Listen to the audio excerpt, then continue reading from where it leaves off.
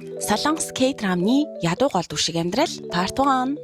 Та нар ер нь өмнө боддог байсан уу? K-драм үзэхээр л гол дүр нь ядуу хичээд үнэтэй утас бариад гоё хувцас өмсөөд хүссэн үедээ 24 цагийн дэлгүүрээс дуртай юм авч идэл. Ганцаараа байр түрээсэлж амьдраад байдаг да. Энэ яахаар ядуу байдгийг гээд боддог байсан чинь нэг мэтгэд өөрөө тийм амьдралтай болчих. Солонгост оюутан болцсон, юу ч мэдгүй ихнээс нь эхлээд хэцүү байсан гэсэндээ мөрөөдлөө дагаад чармаагаал. Яг шин төрж байгаа юм шиг л бүх зүйлийг шинээр сураад өмсөх хувцас идэх хоолоор л дутхгүй ирнэ. Данс бараг байн хоосон шахав. Энд л заавал ирнэгээд материалаа бүрдүүлээд байсан үе саяхан юм шиг. Нэг мэтгэл 9 сар өнгөрчих. Анх юу ч мэдгүй мөрөөдлөө тэгээд л идулайн орж ижлээ.